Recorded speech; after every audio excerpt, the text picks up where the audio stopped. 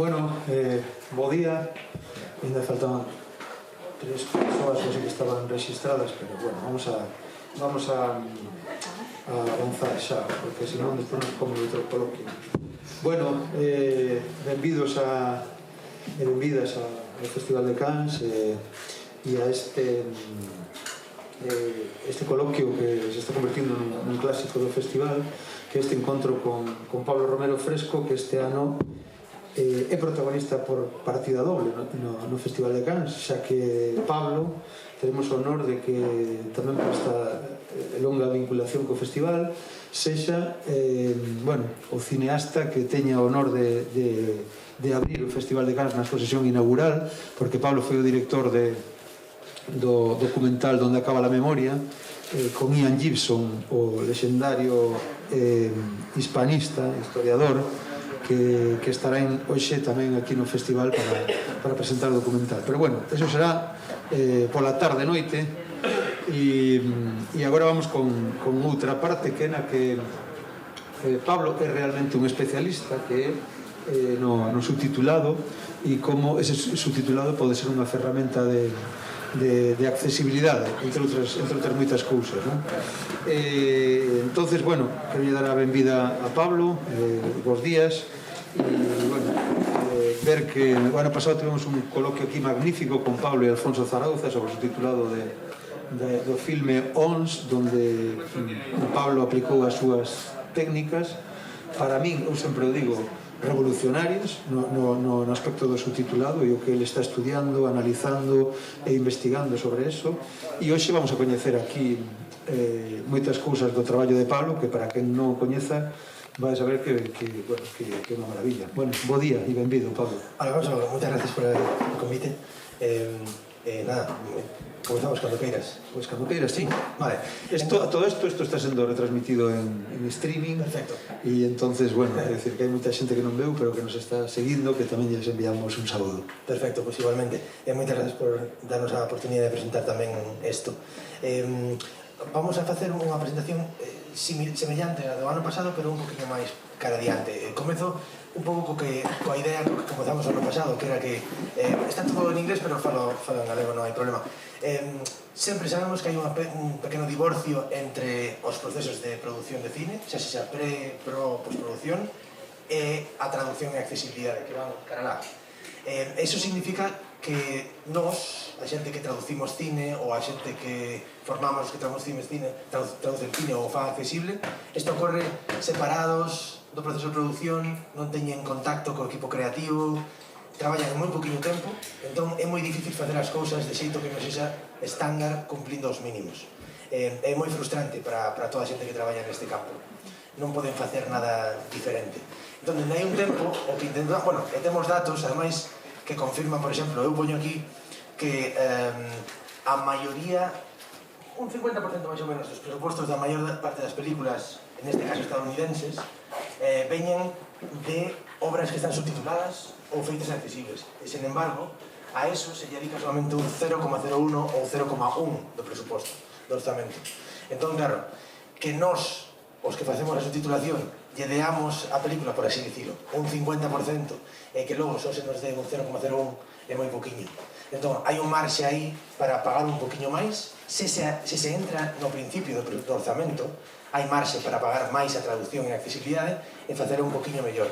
Porque senón, simplemente, o problema non é solamente que se paga as presas e pagando moi poquinho, é que non hai ningún tipo de control por a parte do creador ou da creadora de como se está traducindo ou facendo accesible. É unha mágoa, porque se perde unha oportunidade creativa bastante importante.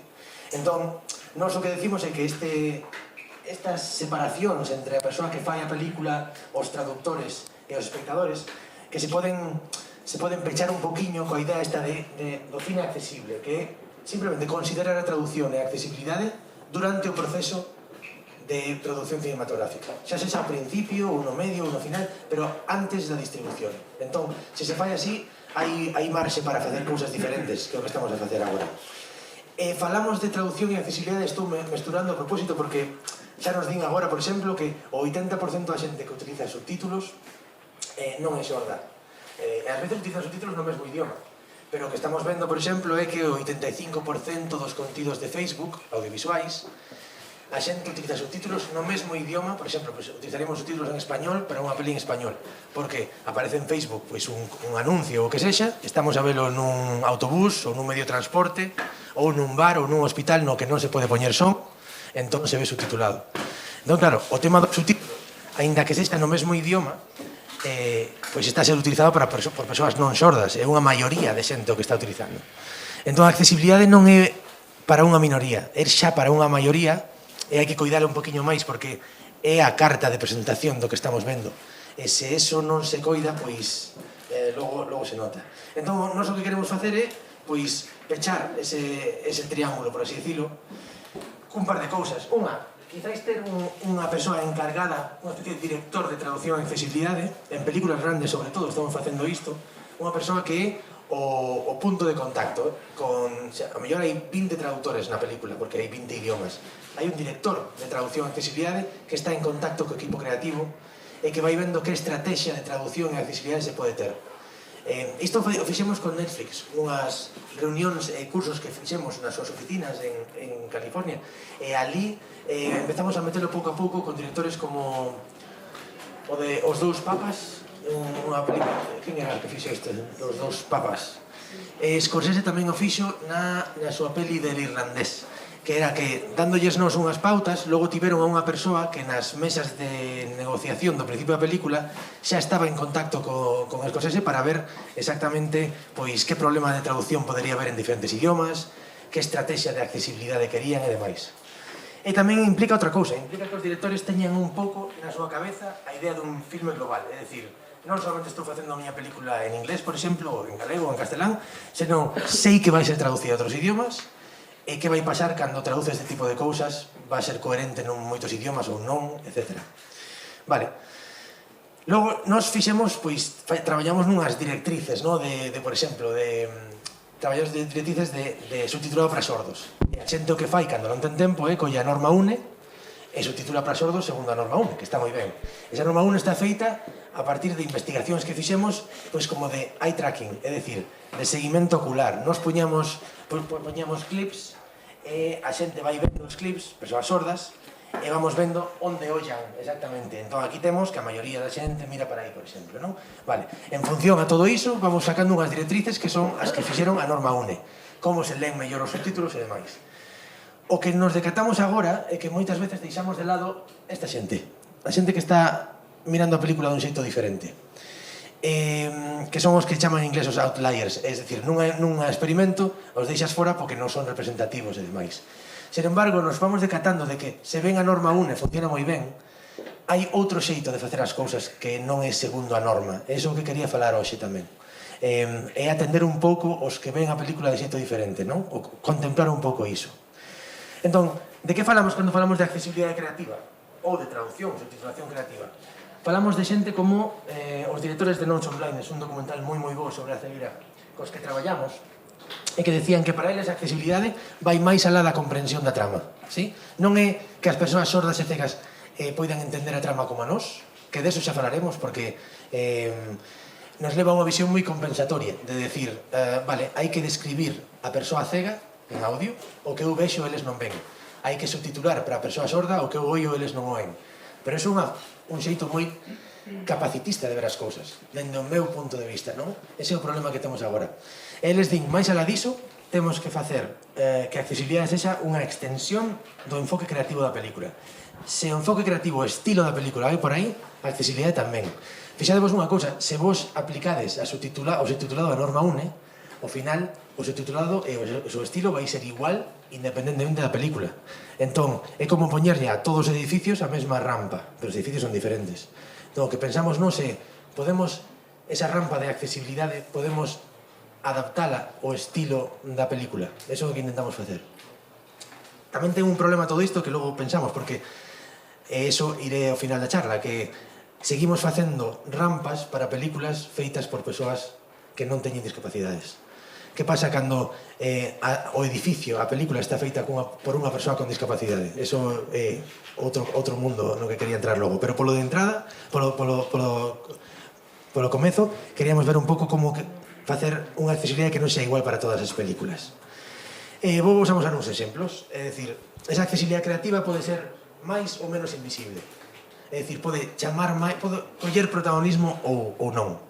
Entón, depende de como querades. Entón, en ONS, por exemplo, con Alfonso Zarauza, pois el chamounos, despois dun destes coloquios que deramos aí 3 anos, creo, e dixe, bueno, vou a facer unha película que queremos que os subtítulos sexan un poquinho diferentes ou que teñan algún tipo de estilo, de personalidade.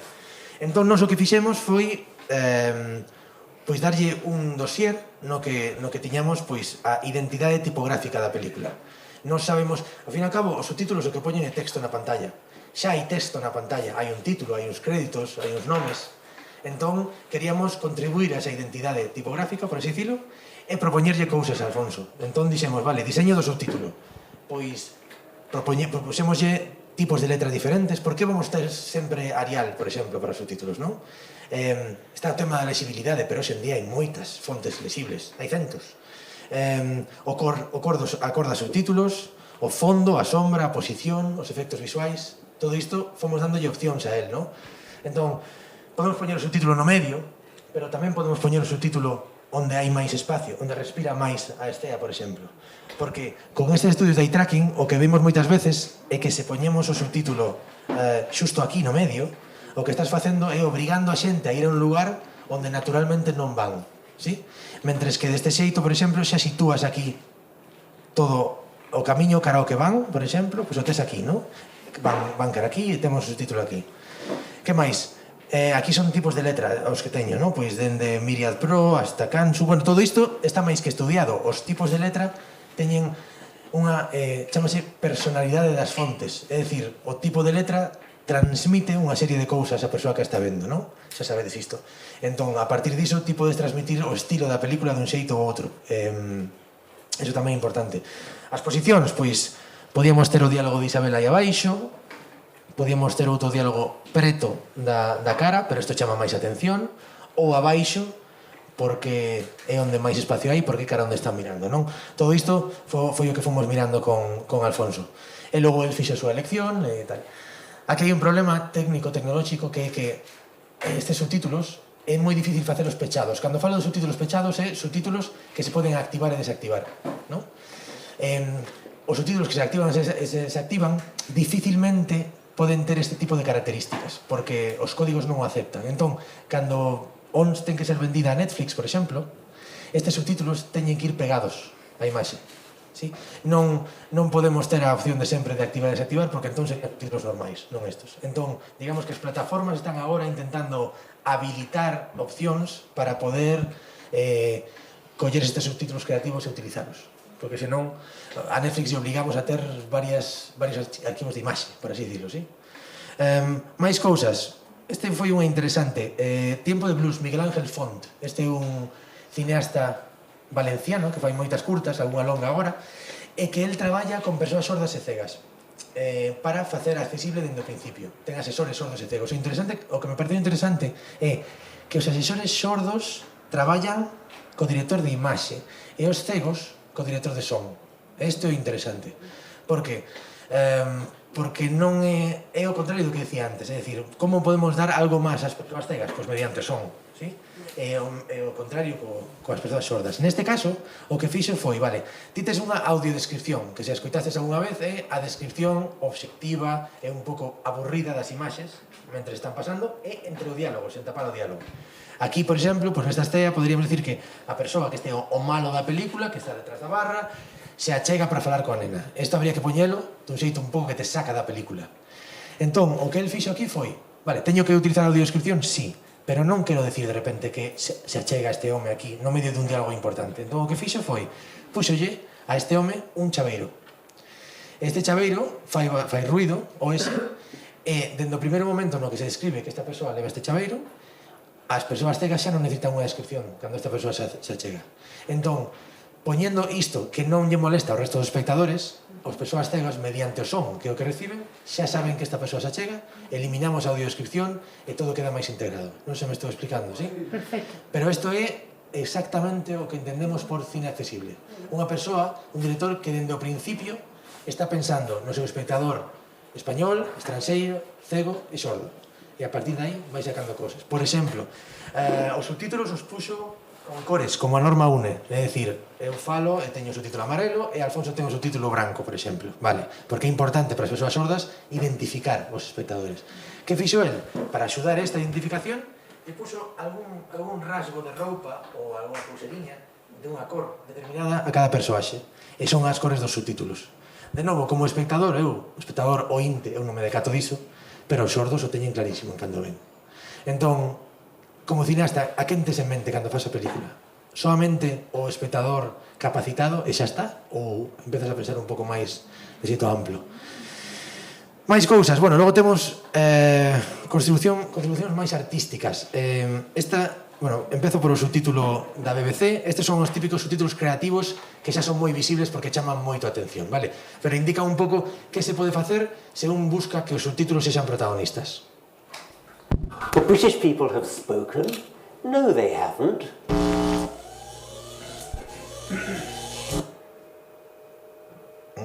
Ahora comezará de novo. Constitutional amendments are, or should be, hard to achieve. In America, it takes a 2/3 majority in both houses of Congress. It's easy to see why the bar is set so high. Unlike ordinary lawmaking, constitutional changes are for keeps.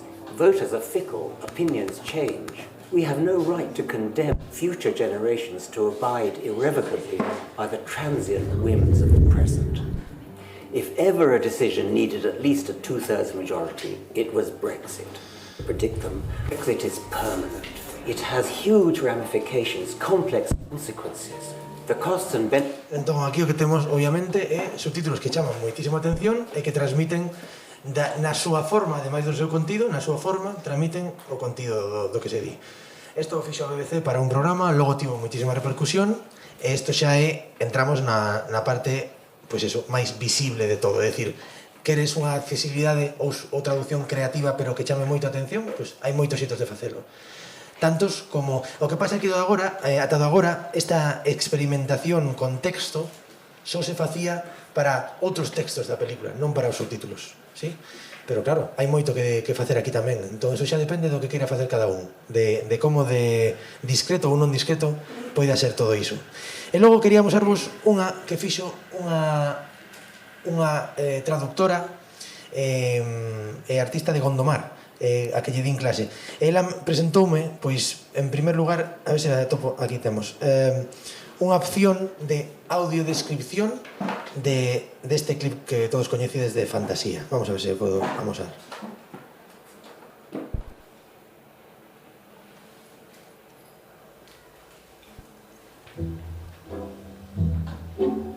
Isto é original, non ten nada, Logo facemos o...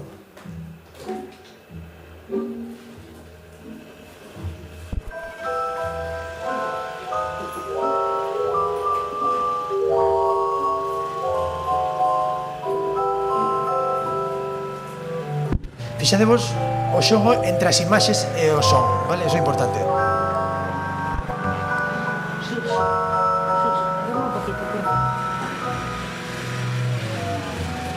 Por exemplo, agora este bo que se fai é un bo visual e de son. Agora. Vale. Entón temos unha interacción entre o son e as imaxes, clarísima, non? Moitas veces se estudia este clip como por a imaxe por un lado e o son por outro, porque teñen valor, e logo como se conxuntan, vale? O problema de todo isto é como se describe isto para unha persoa cega. Moi complicado. Tamén como se subtitula para unha persoa sorda, pero porque temos que amosar a música, pero como se describe isto, non? E ela o que fixo neste caso, o que se lle ocorreu, e me parece que quedou moi ben, foi, isto presenta en Berlín dentro dunha semana, e facer unha audiodescripción cantada con subtítulos. Entón, The Nutcracker by Tchaikovsky.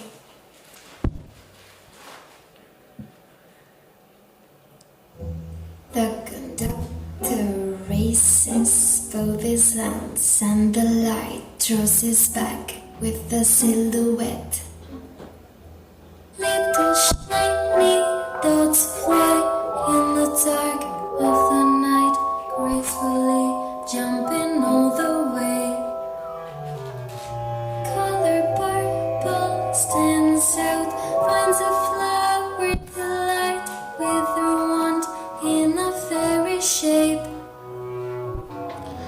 Isto é un clip. Lucía Doval. Maravilla. O sea, isto, Increíble. vos digo unha cousa, isto é absolutamente revolucionario. Non existe, eu non vi unha cousa así no mundo. Por o que lle deu a cabeza, e por eso presenta en Berlín, pero que amosamos en moitísimos lugares, dende Qatar ata Australia, e cando viron dixeron, ostras, é como se lles abriron un mundo entero, porque o que está facendo aquí é un todo para todos, é dicir, eu collo un clip e o fago accesible a persoas sordas e cegas, pero ademais o que fago é que ten vida a propia, porque describo a persoa sorda, por exemplo, imaginadevos que non tedes son, non tedes acceso ao son en absoluto, pero as imaxes máis o movimento dos subtítulos achégavos case todo o posible a música que hai e o ritmo, mentres que a persoa cega de repente ten unha descripción que está cantada, entón xa ten a música tamén, entón non é solamente que estou recibindo o contido dun xeito frío, senón que estou metido ali tamén. E logo, por outra parte, nós que vemos e oímos, se todos vemos e oímos aquí, podemos disfrutar do outro xeito tamén. Entón é unha cousa que pode abrir moitísimas portas, claro, a partir disto, non? Pero imaginadevos, o sea, é unha cousa que, non sei, hai moito que sacar de aquí. Ela se chama Lucía Doval, traballa en Gondomar, e fixo a accesibilidade creativa impresionante tamén para un musical dos Beatles que presentou en Gondomar, un concelleiro de Gondomar que o director de teatro, un musical dos Beatles, fixeron unha película sobre iso, e ela fixo accesible tamén dun xeito semellante. E o interesante do que soe facer ela é que non lle dá a todo o mundo o que lle toca, é dicir, ás veces pois as persoas cegas lles describe unha parte e o resto o deixa co son. As persoas sordas, se hai unha narración, lle subtitula parte desa narración, pero logo te deixa que mires as imaxes, porque o que fai é, o sordo ten que ler, sí, pero o sordo ten que ver, sobre todo, que é onde sacan máis. Se ti empezas a escribir demasiadas cousas, ao final acaban como lendo un periódico, cando a imaxe é o que ten que sacar. Entón, digamos que os deixa na oscuridade un pouco tamén, porque unha das cousas que se fan moitas veces é tratar con condescendencia ao espectador sordo cego e describir absolutamente todo en audio e en subtítulo. E ás veces, se non está descrito para nós, se nós temos que traballar para entender unha película, por que non facer que se faga o mesmo esforzo por o espectador sordo cego, non? Entón, isto é parte do que ela intenta tamén. Xa digo, me parece que un traballazo que fai. E logo, pois, hai unha cousa máis, que temos, cando temos? Ainda temos un poquinho. Este exemplo de Godard sempre me pareceu interesante. Este home que xa sabedes como é, non? Que vai no seu mundo e a súa bola, por así dicilo. Na súa película de film socialismo decidiu que ele ia subtitular o francés que se fala en algunha palabriña e se acabou. Entón aquí hai un diálogo enorme que se ve por detrás, el subtitula 3 palabras, nada máis. Ou de repente te pon unha palabra que resume todo o que está pensando esta muller e o que está dicindo. Chega un momento no que o que fai este home é darlle a volta a todo, é dicir, xa non son subtítulos que te estén contando o que se di. Entón, isto abre outra porta tamén. E abre outra porta que a mí me parece interesante, non sei se a ver, podemos usar, por exemplo, este. Unha artista coa que estou traballando, que é americana, e que decidiu amosarnos, vamos a ver, ela, cando era pequena, tiña experiencia de ver moitas veces a televisión non subtitulada. Ela é xorda, estaba ali, pues, incluso na clase, cando lle poñían vídeos, ela tomaba notas do que ela entendía, pero claro, estaba totalmente fora. Entón, en diferentes obras artísticas que están amosadas en los museos máis importantes de Estados Unidos, ela foi collendo vídeos, por exemplo, como este, de debuxos animados ou de películas, nos que ao espectador oe o que se está dicindo, pero os subtítulos son a voz dela, ¿sí? É a súa, digamos que son as súas impresións dende o punto de vista dunha persoa que está excluída. ¿Sí? Entón, ao principio, empeza a decir, por exemplo, carai, eso ocurriu moi rápido, esta muller debe vir ali. É dicir, temos unha persoa sorda, é unha fiestra na experiencia dunha persoa que se sinte excluída porque non é capaz de acceder a un contido audiovisual. Entón, ás veces, nos di, fai como un, como se di, predice o que pode estar pasando, ou intenta averiguar o que pode estar pasando, ou di, bueno, pues polo ceo pues parece que é tal hora ou tal hora, é dicir, está intentando saber que está pasando, pero ás veces nos di, no fondo está pasando algo. Cando nós estamos vendo isto como espectadores sordos, non estamos vendo ao fondo, estamos vendo aquí, porque está pasando todo aquí. Lembrade ese eye tracking que os amosei antes. Esta sí que é a persoa que vive nos marxes. Esta persoa vive nos marxes porque son sordos, non teñen acceso, entón o que fan é percorrido visual moito máis conoso, co cal ela ten moitas máis posibilidades de atopar cousas onde nós non as atopamos. E de feito, noutra película di, acabo de catarme de que ninguén se move aquí como movimento do tren. E di, quizáis a base de datos IMDB debería contratar a persoas sordas para decatarse destes problemas, porque somos os que máis nos decatamos dos aspectos visuais. ¿Sí? Entón pon en valor tamén cal é a perspectiva xorda de verdade, como se ve unha película por a punto de vista dun sordo. E máis alá o que fai, empeza a describir as imaxes. E aquí tamén se me deu a volta un poquinho as neuronas, porque ela empeza a decir sorrí deste xeito, ou a súa cara é deste xeito, ou esta casa é así. E empeza a facer descripcións. Estas descripcións son descripcións feitas por unha persoa sorda que describe o que ve. Son descripcións que poderíamos utilizar perfectamente na audiodescripción para cegos. Entón, o que estamos aquí a dicir é que o xeito no que unha persoa sorda ve a película e a describe pode valer como audiodescripción para unha persoa cega. Entón se xuntan os mundos dos sordos e os cegos aquí. Sí? Non sei se me estou explicando. E a máis o fai dende un punto de vista totalmente subxectivo, que é interesante. Nas normas de traducción e de accesibilidade se dice hai que ser obxectivo. Pero quen é obxectivo? O obxectivo son os obxectos, as persoas non.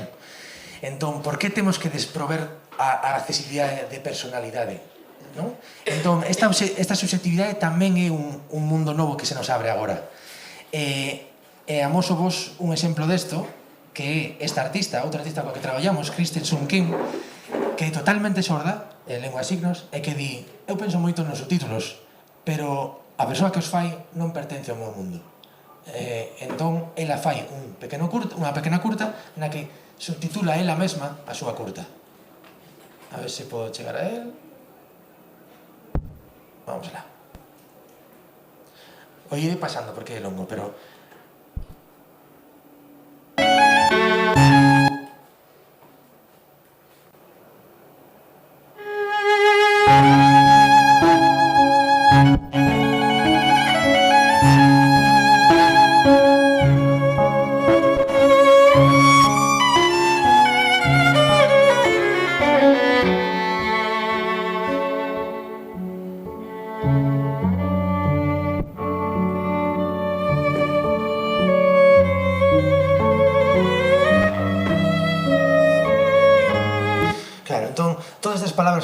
música, ou a veces se pon unha nota de música. Ela di, neste vídeo di, cando eu vexo que se pon unha nota de música, o que isto me imagino no meu cerebro é unha nota así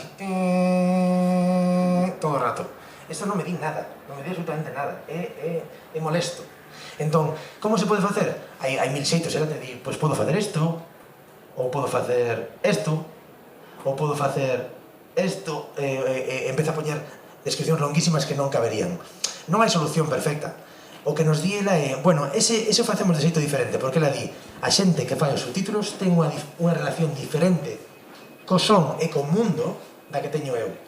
Entón, que pasa? Ela decía, ese fago a descripción poética, porque a mí me apetece que sexa poética. Entón, ela o que empeza a facer é unha pequena curta, na que ela, neses espacios entre paréntesis nos que se escribe os sons, ela empeza a poñer descripcións de non sei que, por exemplo. Fixadevos neste. Empeza isto, a peli empeza así. Que é isto? O son do sol que entra nunha habitación. Isto é o que lle transmite isto, porque vamos a ver unha habitación agora. Que é isto? É unha descripción de son? É unha descripción de imaxe? Non o sei. É o que lle transmite a ela, en ese espacio non falado onde se pon unha descripción, ela o que mete é poesía. E esa poesía, polo que estou vendo, áchase no punto intermedio entre unha descripción e unha descripción de imaxes para cegos e unha subtitulación de sons para sordos. É dicir, é como se a poesía fose ese punto intermedio entre a accesibilidade do sordo e do cego que nos valería para meter pois unha capa política na película, ¿sí?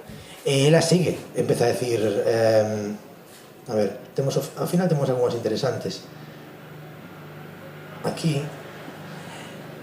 ou é unha conversación que está susurrada, como di ela, pero de repente dice, palabras que lanzan puñetazos, ¿sí? Ou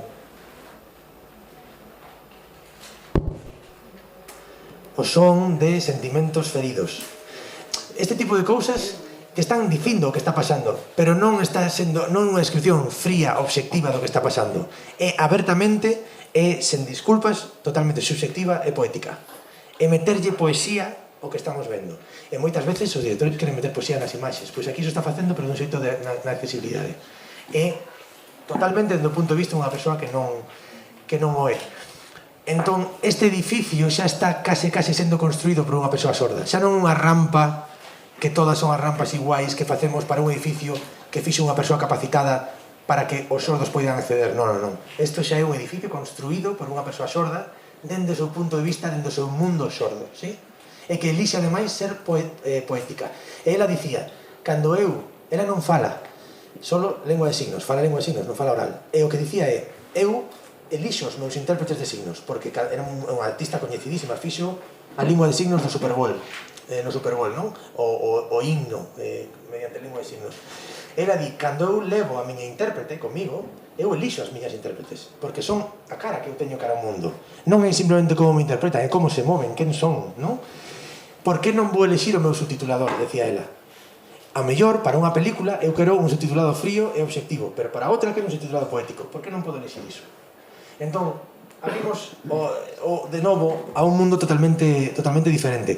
Pero para iso temos que quitarnos un montón de prexuizos e de ideas e de estereotipos que temos moitas veces respecto ao que entendemos polo mundo dos discapacitados. Sei que hai persoas sordas e cegas que se consideran discapacitadas, por suposto. Entón, eso nos leva a última cosa que queríamos darvos, que amosvos un vídeo, por exemplo. Hai agora moitos... Todo isto ven de xente que estudia estudios de discapacidade, disability studies, e que nos fai a nós ver as cousas de un xeito un pouco diferente. Amosvos un anuncio de televisión para que podamos ver por onde van os tiros. Tivo moitísimo éxito, vale? Un anuncio de Toyota. A ver, claro, non sei se estará con subtítulos, un momento, é moi cortiño. Yes. Bueno, vou ver se... No, internet non ten subtítulos. Intentamos internet un segundín, ou... Se pode, E con isto xa seríamos... Como vamos, Afonso? Vamos ben, ainda. Vale. Agora o que estamos facendo precisamente é iso, nos traballos con cineastas, non solamente traballar con cineastas, senón con persoas sordas e cegas que nos axuden a ver as cousas dentro do seu punto de vista. É que é fundamental ver de outra maneira, porque eu nunca imaginei que podería interesarme ou que eu podería sentir algo a través, e non molestarme mentre vexo unha película ou tal, o que está preparado para os sordos ou para os sordos. E aquí aporta, pero é que me está aportando a mí tamén. Entón iso parece moi interesante. Podemos preguntar? Vamos, sí, es que están vendo de poñer aí o... Sí, poñemos o internet. Quería preguntarche, aí, cando esa parte que puxeches de... Bueno, a mí impresionoume o da artista esta chica que non conocía. Esa parte que puxeches da BBC, iso exactamente era dun documental? No, eso é un dos programas máis coñecidos de noticias. É como unha especie de semellante ao informe semanal da BBC, máis ou menos, pero con entrevistas. O sea, un dos programas máis vistos do país. E que decidiron nese programa moi importante sobre o Brexit, que falaba ese Richard Dawkins, isto tivo millóns e millóns de espectadores, e decidiron utilizar subtítulos de xeito creativo que remarcasen todo. Foi como unha pequena revolución tamén no mundo de audiovisual e de traducción, porque claro, en canto sacou a BBC, pois aquilo foi... Pero sí, foi un dos primeiros usos así como potentes do subtitulado creativo. Logo sabedes que hai un montón de películas. Hai esta película dun director ruso que logo fixo unha peli americana na que non me lembro, na que hai uns subtítulos e de repente cando o protagonista se mete na auga, pois se disolve na auga. É dicir, hai xente que está facendo isto e temos doutorandos que están a facer un seguimento de todos os subtítulos creativos. Pero como saiu en televisión e pola BBC, pois tivo moita repercusión. Sí, sobre todo chamou a atención quer decir, remarcar o titular, non? Quer decir, como a negrita na escrita, digamos, non? Sí. Totalmente. É dicir, que é unha cousa moi sinxela, non sei como funcionar a nivel recepción do espectador, non? Pero desde logo que é sinxelo e sorprendente, sí. Vale, esto ahora vemos que relación ten co que digo, vamos a ver simplemente un anuncio que tivo moitísima repercusión de Toyota, que fai moitos anuncios sobre discapacidade, non? Entón, a ver como vedes e que sentides cando vedes, non? Que vos parece? Está con subtítulos en inglés. Mrs. Long? Yes? We found a baby girl for your adoption. She's in Siberia, and she was born with a rare condition. Her legs will need to be amputated. Her life, it won't be easy. Mrs. Long? It might not be easy, but it'll be amazing. I can't wait to meet her. Toyota. Start your impossible. Vale, entón, é o típico anuncio de Toyota sobre discapacidade inspiracional, non? O problema que temos con este anuncio é que cumple exactamente, vai cumplindo todos os estereotipos de como se ven os discapacitados desde o punto de vista capacitado. E sempre nos comezamos nun mundo escuro. Este está cortado, O sea, decir, é unha versión reducida, pero está cortado. Perdón, empezamos nun mundo escuro, con pouca luz, ¿no? Que é de onde ven. Your adoption. ¿Sí? She's in Siberia. No que hai un problema físico, no que hai a discapacidade como problema físico que só se pode arranxar dun xeito físico. Temos o pesadelo, o oscuro, os nenos e todo isto. And she was born with a rare Ela comeza a nadar, pouco a pouco comeza a andar nun mundo que aínda ten isto, pero co sorriso da persoa capacitada que anima. legs will need to be amputated. A rapaza loira, cada vez mellor, cada vez máis luz. It won't be easy. E ao final, Mrs. Long? It might not be easy, but it'll be amazing. ela sorrí, ¿sí? Pero aquí hai un montón de problemas, pero esos son esos problemas que solamente dentro do campo dos estudios da discapacidade se ven moi claramente. É teoría, pero logo esa teoría se transmite na práctica. E na práctica se transmite casi sempre no mesmo que hai un test mesmo, así como hai test de machismo nas películas, que teñen 3 probas, hai test de capacitismo nas películas que representan discapacidade. E un deles está a persoa discapacitada, que pode ou non ser protagonista, ali como un prop, como un instrumento para o ben da persoa capacitada? É o obxectivo deste anuncio facernos sentir mellor a nós, persoas capacitadas, ou non?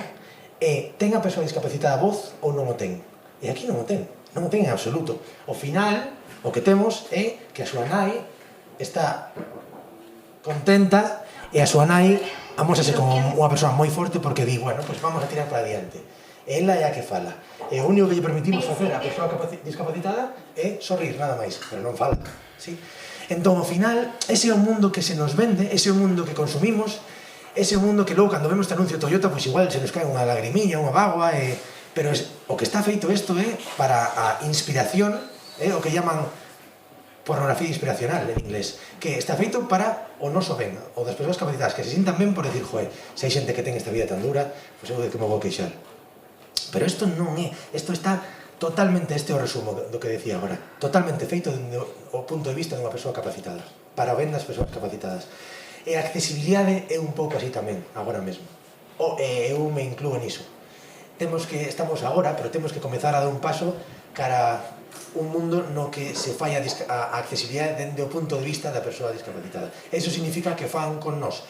Non que nos fagamos os experimentos de eye tracking e vemos como ven ou lles preguntemos cousas, senón que a colaboración sexa de mutualidade total, de co-creación. Senón, vamos a, sen querer, ter o punto de vista do capacitado sempre. E iso, ao final, é un problema grande, porque cando falas con persoas discapacitadas que ven estes anuncios, te din, mira, es que o problema non é simplemente que nos utilicen para a vosa inspiración. O problema, e isto nunca pensará tampouco, pero claro, como vas a pensar, é que os pon a unha persoa que teña a mesma discapacidade que ela, a pon nunha situación asquerosamente imposible, de decir, vale, eu que teño que ser a campeona mundial dos Paralímpicos para chegar a isto, porque eu estou aquí na miña casa, eu non podo nadar, nin o vou facer, e este anuncio só me fai sentir máis merda. Eu xa teño un problema, pero me fai sentir con máis todavía. Entón, todos estos que chaman en inglés super creeps, creep como persoa lisiada, e que tullido, por así decirlo, que as persoas discapacitadas se apropiaron dese termo que era ofensivo para defender os nosos estudios. E eso de super creep, el super lisiado, el super tullido, é a teoría da que se fala que di cada vez que a persoa capacitada quere representar a persoa discapacitada nun anuncio, o fai como un Superman. E eso só crea problemas para as persoas discapacitadas, porque lles pon unhas expectativas tan altas que te fai afundirte na situación na que estás. Bueno, tenemos que ir finalizando. Bueno, nada, eu non sei vos, pero eu particularmente sempre aprendo moitísimo con Pablo Romero Fresco, ademais que explica moi ben as cousas, ¿no? que tal. Entonces, bueno, gracias a todos por vir, gracias a Pablo Romero, que escoitamos esta mañá na súa faceta de investigador e pola tarde estará no festival na súa faceta de creador. Moitas gracias, un aplauso para Pablo. Gracias.